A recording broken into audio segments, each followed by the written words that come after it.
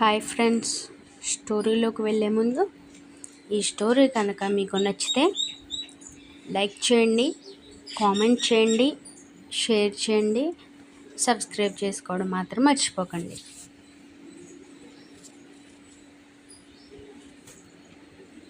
పంతమే ప్రణయమే part 7. అతని పెదవులపై చిన్నగా నవ్వు రావడంతో వాళ్ళ ప్రయాణం మొదలు పెడతారు ఇద్దరు.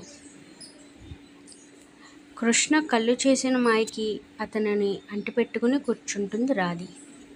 మూర్తిగారి ఇంటికి వచ్చాక ఇంకా ఆమె అలానే కూర్చుని ఉండటంతో ఆమె వైపు చూసి, మీ ఇంటికి వచ్చాం రాధి అని కన్నె కొడతాడు కృష్ణ. ఆమె తేరుకుంటూ టక్కున బైక్ దిగి అతని వైపు చూడకుండా ఫాస్ట్గా లోపలికి వెళ్ళిపోతుంది. తల్లి కూతురిని గుమ్మం దగ్గర ఆపుతూ, అబ్బాయిని కూడా రానివ్వవే అంటూ కృష్ణ వచ్చాక ఇద్దరికీ దిష్టి తీసి లోపలికి ఆహ్వానిస్తారు కాంతమ్మ గారు. మూర్తిగారి ఆరోగ్యం బాగోలేకపోవడంతో ఆ రోజు ఇంట్లోనే ఉంటారు. ఆయన ఆనందంగా కృష్ణను చూస్తూ, రా కృష్ణబాబు అని పిలుస్తుంటే, మీరు నా దగ్గర పని చేయట్లేదు మావయ్య, కృష్ణ అని పిలవండి చాలు అని నవ్వుతాడు. అతడి నవ్వు చాలా మనోహరంగా ఉంటుంది ఆ క్షణం. వాళ్ళిద్దరినీ చూసిన రాధిక నేరుగా కాంతం గారి దగ్గరికి వెళ్ళి అమ్మాని హగ్ చేసుకుంటుంది దిగులుతో. ఆవిడ కూతుర్ని ఒకసారి నిండుగా చూసుకుని, చాలా అందంగా ఉన్నావు రాధి, అల్లుడు గారు బాగా చూసుకుంటున్నారా అమ్మా అని ఆప్యాయంగా అడుగుతారు కాంతం గారు. రాధిక మౌనంగా మారిపోతుంది ఆ మాటతో. కూతురు పద్ధతి తెలిసిన ఆవిడ దిగులుగా మారి, ఒక్కసారి అర్థమయ్యేలా చెప్పాలి అని అనుకుంటారు. అల్లుడు రాకతో కాంతం గారు హడావిడిగా వంటలు చేసేసి కృష్ణ అన్ని రకాలు వద్దు అంటున్నా కొసరు వడ్డిస్తారు. కాంతం గారు జమీందారు కొడుకు పొగరుగా ఉంటాడు అని భయపడ్డారు కృష్ణను చూసి. కానీ అతను మాత్రం అంత గౌరవంగా వాళ్ళతో ఉండటంతో ఇంత మంచి అల్లుడిని ఇచ్చినందుకు మనసులోనే దేవుడికి బోలెడు కృతజ్ఞతలు చెప్పుకుంటారు. కృష్ణబాబు అని పిలుస్తుంటే మావయ్య అని అంటాడు అతను. అలవాటైన పిలుపు కదా బాబు, అంత త్వరగా మారడం కష్టం అని నవ్వి, నేను మందులు తెచ్చుకుని వస్తారు, మీరు గదికి వెళ్ళి విశ్రాంతి తీసుకోండి అని చెప్పడంతో, పద్మ అయ్యా నేను తీసుకెళ్తాను బండిపై అని ఆయన కూడా వెళ్తాడు కృష్ణ. ఇదే సరైన సమయం అని కాంతం గారు రాధికకి అన్నం తినిపిస్తూ, రాధి, పెళ్ళి అయ్యాక అమ్మాయి జీవితం చాలా మారిపోతుంది. నీ చదువు మాన్పించేసి పెళ్లి చేసేసాం, ఆ బాధ కూడా నీలో ఉండొచ్చు, కానీ అల్లుడు గారితో ఇలా అంటీ ముట్టనట్టుగా ఉండటం చాలా తప్పమ్మా. నువ్వు ఒక్కసారి కూడా ఆయనతో మాట్లాడలేదు ఇక్కడ. కొత్త పెళ్లి కూతురు ఎలా ఉండాలి చెప్పు. చూడమ్మా రాధిక, ఆ దేవుడు ఎవరిని ఊరికే కలపడు. అలానే ఇప్పుడు అల్లుడు గారు నీ భర్త, ఆయనతో నువ్వు ప్రేమగా ఉండాలి. మొరట మనిషి కదా, నువ్వే మార్చుకోవాలి అని చెప్తుంటే, అసలు విషయం నీకు తెలియదమ్మా, ఆయన పంతంతో పెళ్లి చేసుకున్నాడు నన్ను, ప్రేమతో కాదు. 6 నెలల తర్వాత వదిలేస్తానని చెప్పాడు అని మనసులో అనుకుంటూ, తన తల్లిని బాధ పెట్టడం ఇష్టం లేక సరే అమ్మ అని మాత్రం అంటుంది రాధిక. ఆ రోజు మొత్తం తన కుటుంబంతో ఇష్టంగా గడిపి భారమైన మనసుతో తన అత్తారింటికి పయనమవుతుంది. ఆమె ఇంటికి వచ్చాక రాత్రి అందరూ భోజనాలు చేసేసి రాధిక తన గదికి వెళ్ళిపోతే కృష్ణ మాత్రం వాళ్ళమ్మ గదికి వెళ్తాడు. అమ్మ, నీతో ఒక విషయం చెప్పాలంటే ఆవిడ పక్కన కూర్చుంటాడు కృష్ణ. ఆవిడ అతని వైపు చూసి, ఏంటి కృష్ణయ్య అని అడుగుతారు అరుంధతీదేవి.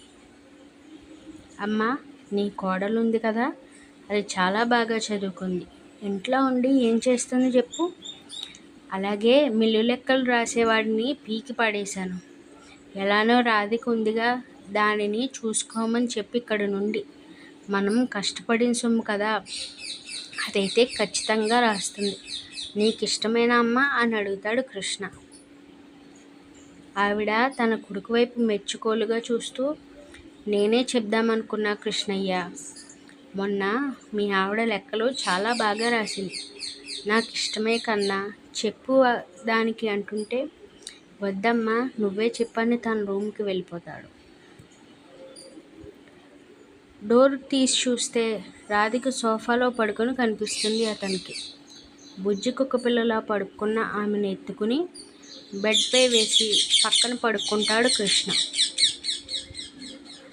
మరోవైపుకి తిరిగి పడుకుంటుంది రాధిక.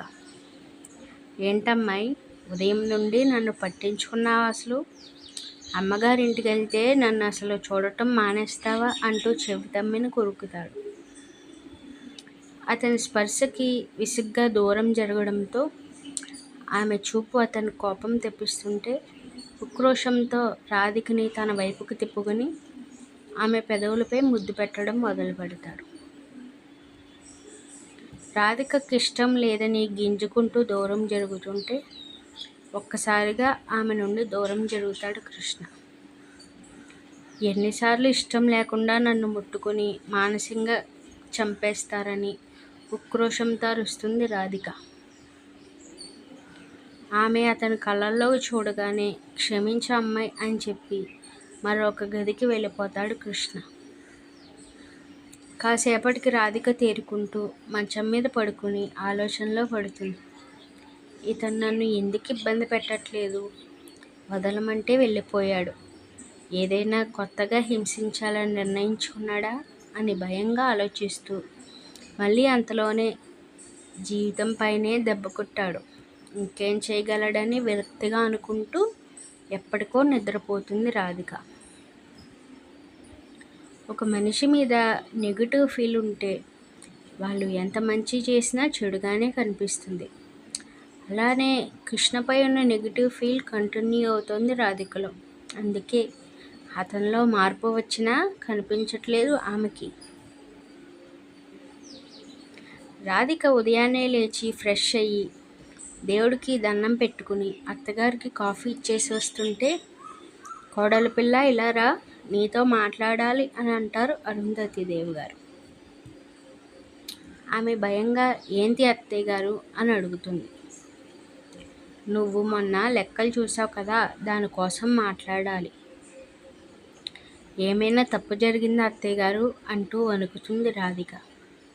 అబ్బా చెప్పేది పూర్తిగా వినవే, ఇక నుండి ఆ లెక్కలన్నీ నువ్వే చూసుకో అని దానికి సంబంధించిన బుక్స్ ఆమె చేతిలో పెడతారు.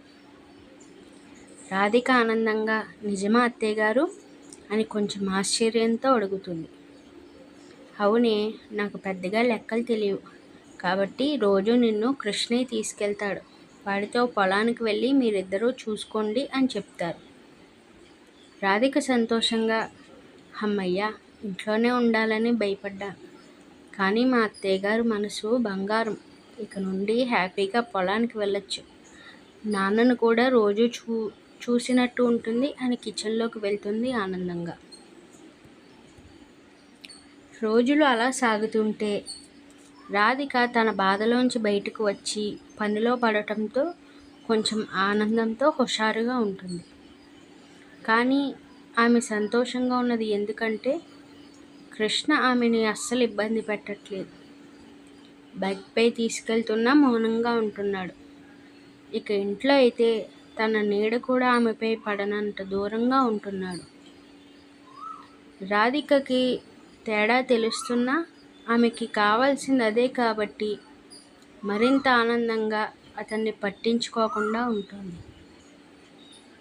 అమ్మ, ఎరువులు వచ్చాయంట, నేను పట్టణానికి వెళ్తున్నా, రాత్రి రావడానికి ఆలస్యం అవుతుంది, నీ కోడల్ని కారులో వెళ్ళమని పొలానికని చెప్పి పట్నం పని మీద కృష్ణ వెళ్తే రాధిక పొలానికి వెళ్ళి లెక్కలు చూసి వస్తుంటే తన స్నేహితురాలు లక్ష్మి రాధిక అని పిలుస్తుంది. లక్ష్మి అని ఆమె ఆనందంగా హత్తుకుంటూ, అత్తారింటి నుండి ఇప్పుడే వస్తున్నావా అని అడుగుతుంది రాధిక. లక్ష్మి నవ్వుతూ, అవునే, చాలా అందంగా ఉన్నావు. మా అన్న నిన్ను బాగా చూసుకుంటున్నాడు అనుకుంటా అని అడుగుతుంది నవ్వుతూ. హ్యాపీనెస్ అదొకటి తక్కువ లక్ష్మి నాకు అని మనసులో అనుకుంటూ, అన్న అంటున్నావు ఏంటి అతనిని అంటూ అనుమానంగా అడుగుతుంది రాధిక. కృష్ణ అన్న నాకెందుకు తెలీదే? నేను ఇలా సంతోషంగా నా భర్తతో ఉన్నానంటే దానికి కారణం అన్ననే రాధిక. ఆ రోజు అన్న కనుక నాకు సహాయం చేయకపోయి ఉంటే నేను సంతోషంగా ఉండేదాన్ని కాదని అంటుంది. ఆమె షాకింగ్గా, ఏం మాట్లాడుతున్నావు లక్ష్మి? అతను నీకేం హెల్ప్ చేశాడని అడుగుతుంది రాధిక. ఇంకా ఉంది. Thanks for watching.